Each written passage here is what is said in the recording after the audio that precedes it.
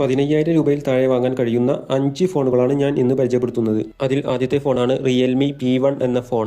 പ്രോസസ്സറിന്റെ കാര്യം നോക്കുകയാണെങ്കിൽ മീഡിയാടെക് Dimensity 7050 5G ചിപ്സെറ്റാണ് ഇതിന് വരുന്നത്. ഇനി ഇതിന്റെ ഡിസ്പ്ലേയുടെ കാര്യം നോക്കുകയാണെങ്കിൽ 120 Hz റീഫ്രഷ് റേറ്റോട് കൂടിയ 6.67 ഇഞ്ചിന്റെ full HD+ AMO LED display ആണ് ഇതിന് വരുന്നത്. 2000 നിറ്റ്സ് ആണ് ഡിസ്പ്ലേയുടെ പീക്ക് ബ്രൈറ്റ്നസ്. 5000 mAh ആണ് ബാറ്ററി കപ്പാസിറ്റി വരുന്നത്.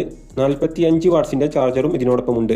പിന്നെ മെയിൻ ക്യാമറ നോക്കുകയാണെങ്കിൽ 50 മെഗാപിക്സലിൻ്റെതാണ് മെയിൻ ക്യാമറ, 16 മെഗാപിക്സലിൻ്റെതാണ് ഫ്രണ്ട് ക്യാമറ. ഇതിന്റെ വില വരുന്നത് 13,999 രൂപയാണ്. ആവശ്യമുള്ളവർക്ക് വാങ്ങാവുന്നതാണ്. അടുത്തതായി വരുന്ന ഫോണാണ് CMF Phone 1 എന്നത്. ഇതിന്റെ പ്രൊസസറിന്റെ കാര്യം നോക്കുകയാണെങ്കിൽ മീഡിയാടെക് ഡൈമൻസിറ്റി 7300 5G പ്രോസസ്സറാണ് ഇതിന് വരുന്നത്. ആൻഡ്രോയിഡ് 14 ബേസ്ഡ് ആയിട്ടുള്ള നെർത്തിങ് OS 2.6ലാണ് ഇത് പ്രവർത്തിക്കുന്നത്. പിന്നെ ഇതിന്റെ മെയിൻ ക്യാമറ 50 മെഗാപിക്സലിൻ്റെതും ഫ്രണ്ട് ക്യാമറ 16 മെഗാപിക്സലിൻ്റെതുമാണ്. ഇനി ഇതിന്റെ ഡിസ്പ്ലേയുടെ കാര്യം നോക്കുകയാണെങ്കിൽ 120 Hz റീഫ്രഷ് റേറ്റോട് കൂടിയ 6.67 ഇഞ്ചിന്റെ AMO LED rigid LTPS display ആണ് ഇതിന് വരുന്നത്. ബാറ്ററി കപ്പാസിറ്റി വരുന്നത് 5000 mAh ആണ്. ഇതിന്റെ ചാർജർ ബോക്സിനൊപ്പം ഉണ്ടാവുകയില്ല. ഏകദേശം ഇതിന്റെ വില വരുന്നത് 15,000 രൂപയോളമാണ്. ആവശ്യമുള്ളവർക്ക് വാങ്ങാവുന്നതാണ്. അടുത്തതായി വരുന്ന ഫോണാണ് റിയൽമി നാർസോ 70 ടർബോ എന്ന ഫോൺ. ഇനി ഇതിന്റെ പ്രൊസസറിന്റെ കാര്യം നോക്കുകയാണെങ്കിൽ മീഡിയാടെക് ഡൈമൻസിറ്റി 7300 എനർജി 5G ചിപ്സെറ്റ് ആണ് ഇതിന് വരുന്നത്. ഇതിന്റെ ഡിസ്പ്ലേയുടെ കാര്യം നോക്കുകയാണെങ്കിൽ 120 Hz റീഫ്രഷ് റേറ്റോട് കൂടിയ 6.67 ഇഞ്ചിന്റെ OLED ഡിസ്പ്ലേ ആണ് ഇതിന് വരുന്നത്. ബാറ്ററി കപ്പാസിറ്റി 5000 mAh ആണ്. ചാർജർ വരുന്നത് 45 വാട്ട്സിന്റേതാണ്. മെയിൻ ക്യാമറ വരുന്നത് 50 മെഗാപിക്സലിന്റേതാണ്.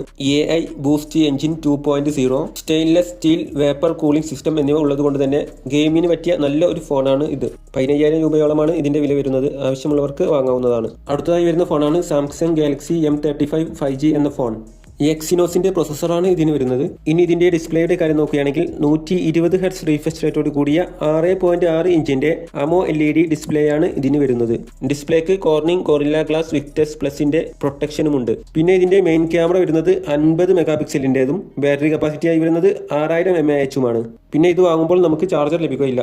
ചാർജർ നമ്മൾ സെപ്പറേറ്റ് വാങ്ങേണ്ടി വരും. ഇനി ഇതിന്റെ വിലയുടെ കാര്യം നോക്കുകയാണെങ്കിൽ 14,500 രൂപയാണ് ഇതിന്റെ വില വരുന്നത്. ആവശ്യമുള്ളവർക്ക് വാങ്ങാവുന്നതാണ്. അടുത്തതായി വരുന്ന ഫോണാണ് പോക്കോ M7 Pro 5G എന്ന ഫോൺ.